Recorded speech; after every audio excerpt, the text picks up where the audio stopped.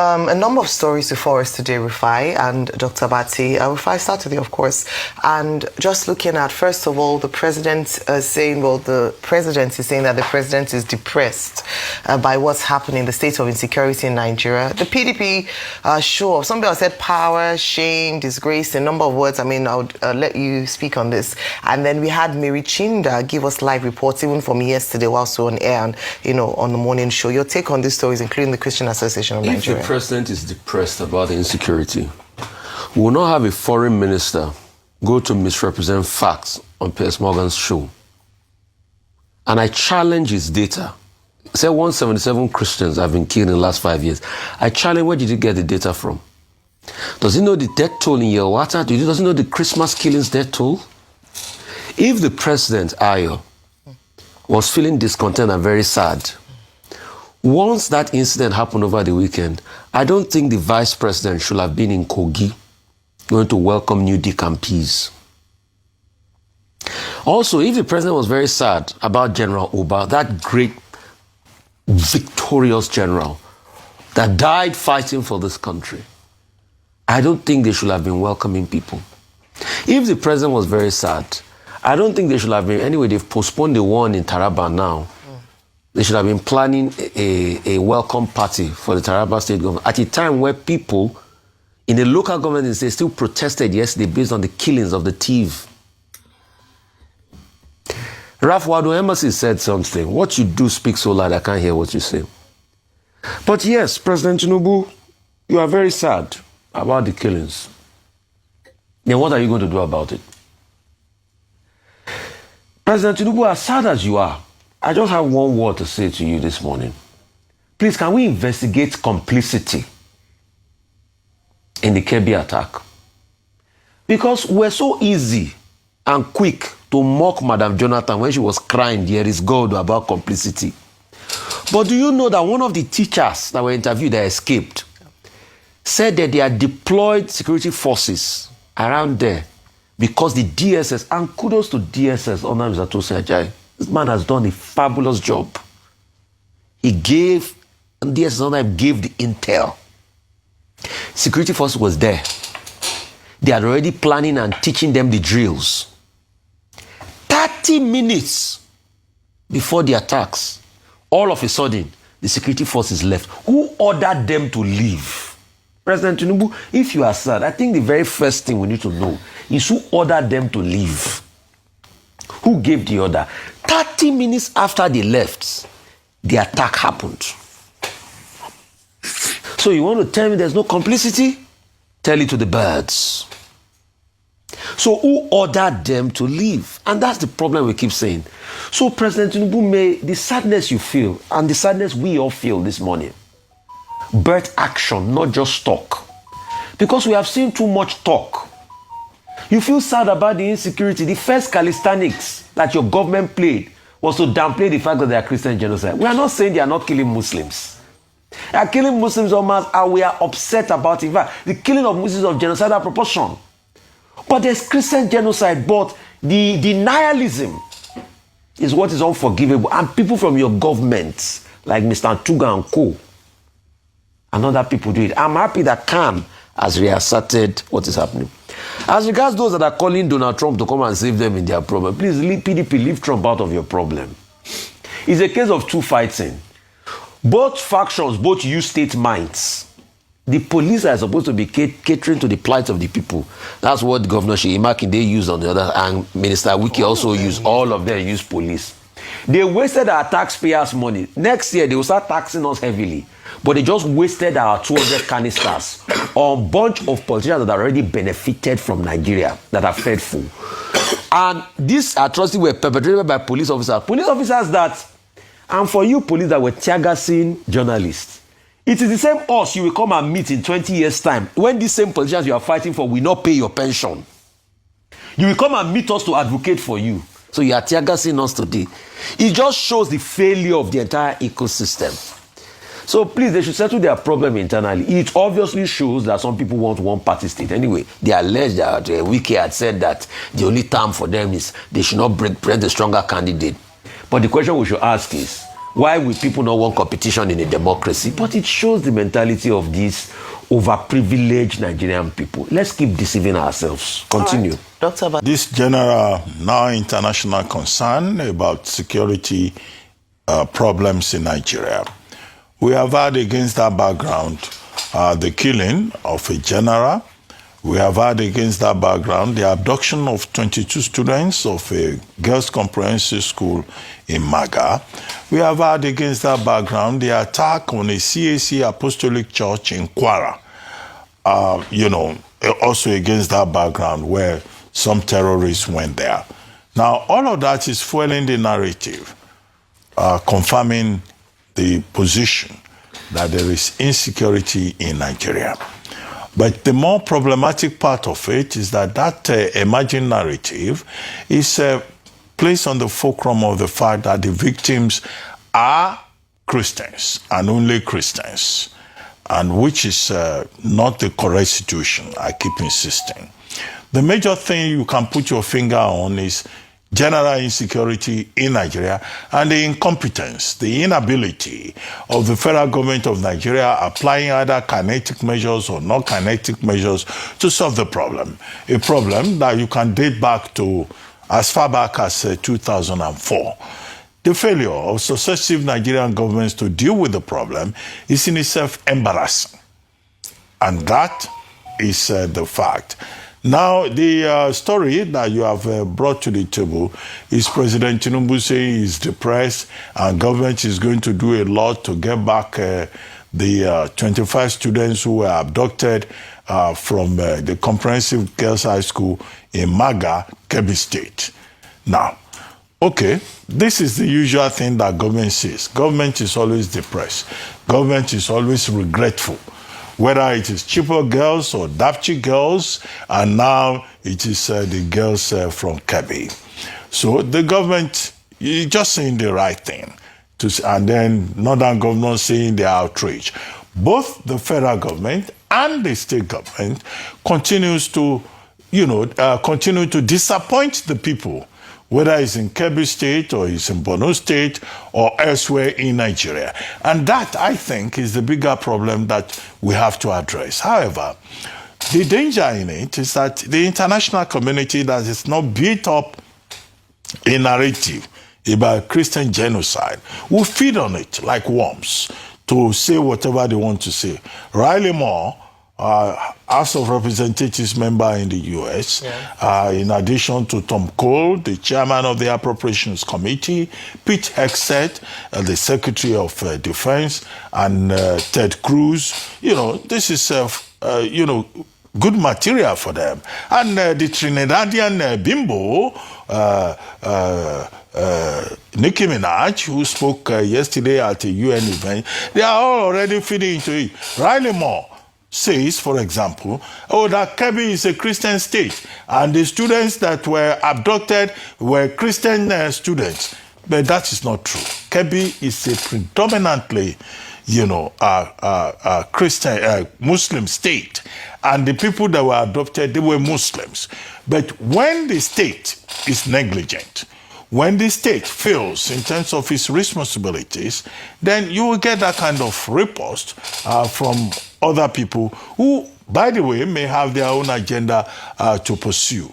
Meanwhile, we have in Nigeria, since the time of President Jonathan, what we call a Safe Schools Initiative.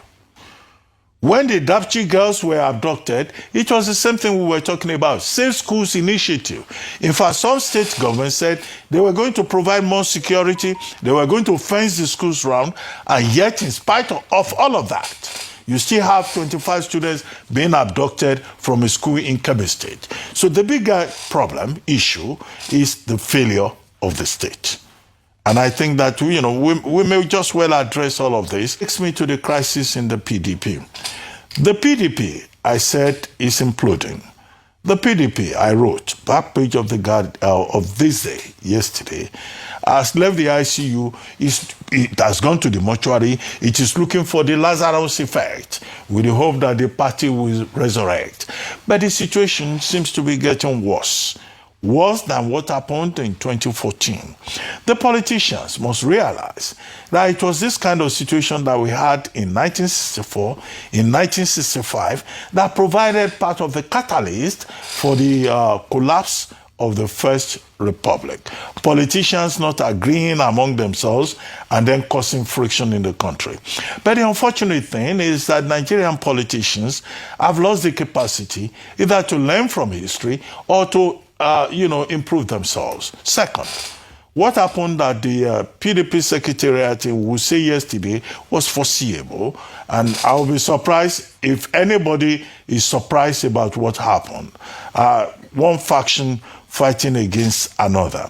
But the big issue is about national stability. It's about history repeating itself. And we hope that the statement that history first repeats itself as a farce and then it repeats itself subsequently as a tragedy does not happen in this particular case. But we can also say that, one, we do not need a one-party state. I continue to do so, that you need the opposition, and the opposition must be allowed to thrive. But this does not mean that, any major actor in that axis should now call for the intervention of Donald Trump or the intervention of the international community. This remains a sovereign country, and we continue to call on the part of the political actors for patriotism. Saying that people should come and save democracy in Nigeria. No, it is Nigerian politicians who can save democracy in Nigeria. It is not Donald Trump. It is not anybody in the international community. But I guess that, Kameno Tanumu Turaki SAN, KTSAN, spoke out of exuberance. He is from Kebbi State. Even in his own native Kebbi State, I do not think that, anybody in that state, whether it's Adamu Aliero or other major stakeholders in that state, will call for Trump to come and save democracy in Nigeria. It is important for politicians in Nigeria to play politics according to the rules, to respect the rules, and what we find in the People's Democratic Party is that people are not respecting the rules. The party has abandoned its own constitution. Friendship among the parties involved would seem to have broken down. Finally, the Archbishop Daniel Oko talking about genocide in Nigeria. Well, considering his position as president of the Christian Association of Nigeria, he has a responsibility to defend the faithful. The Pope has also intervened in the matter. Other parties have said Christians are being attacked in Nigeria. But the residual point is the position of the Nigerian government is that it is not just Christians that are being attacked. Muslims are being attacked also. Many of the commentators may not admit the complexity of the Nigerian situation. But the issue is that the Nigerian government has a responsibility to protect everyone, whether Christian, Muslim, or animists, and that we should not allow religion to divide the country, to make this country more problematic than it already is. That, in my view, is the point. Well, what happened at the PDP secretariat yesterday? Some people have called it, we had it as a story, as Wahala in Wadata, PDP showdown, a number of things. But I think that a lot of people would agree that it was an unfortunate and unnecessary show of shame. And I believe that it is particularly disgraceful because these are our political leaders. The PDP is the main opposition party, and you can see a number of things as a fallout. We've talked a lot about the internal wranglings and the internal upset of the party in itself, PDP, the fate of the PDP, how strong an opposition it might be, the people working against the PDP. But I think what we see on the screen, if you see the fighting that's happened there, is something that we shouldn't be seeing at a time like this. Number one, it was very poor timing because, as Dr. Abati mentioned, the chairman, the chairman from the convention over the weekend of the PDP is from Kebbi State, where we have a serious matter of concern that 25 of our young girls, not animals, not plants, not inanimate objects, human beings, young girls of the future were kidnapped. And yet, because of the matter of politics, even as an opposition, I'm not sure they've been able to have enough time to present a response or a comment with regards to what's happening in Kebbi State. And that's quite sad. And it definitely shows where the priority of the political elite is, whereby it's about power grabbing, who's next, and who can dominate in terms of a powerful shape. Now, another part that really was concerning was the use of state resources for what was a political matter within a political party. We talk about how, first of all, we need more personnel in our security agents, especially with the police. And we see the policemen, they're trying to settle and bring people and peace and order, which is part of their responsibility. But if this didn't happen, then we wouldn't have a waste of resources, human and financial. And spot on fire, I was just thinking of how much money it cost the taxpayers. I think until we as taxpayers recognize the fact that this is our money on display being wasted, because if you were your company, you ask for how money was being spent, where resources was wasted on such an activity as this, because grown men in a political party could not come to the table and act like adults. Beyond that as well, I believe when you come to the code of conduct of policemen, I was like, okay, so the police can actually use just tear gas to disperse a situation that threatens to break down law and order. Whereby we have peaceful protesters who go out, and we hear of people being, their live rounds of bullets being shot, people being tear gassed. But when it comes to the politicians, the police knows how to restrain itself in the face of fracas like this and not take on, very bullish action. I think that's something to take note of, so that the next time Nigerians exercise their right to peaceful protest, which is more on the side of the law than this show whereby people could have actually lost lives, they would conduct themselves more professionally, because it shows that it is possible. Beyond that, when we talk about the loss of lives, last time when I spoke about the interface between the Minister of the FCT and the military personnel at the land, I said that it could easily have descended into a free flow whereby the two sides could have opened fire and would have had an unnecessary loss of lives. The same thing could have happened yesterday. And I don't know if we don't think about the ramifications of our decisions or the consequences of actions that we take. And so if anyone had lost their lives yesterday, the conversation would be that because there were internal wranglings in the political party, lives were wasted in such a manner.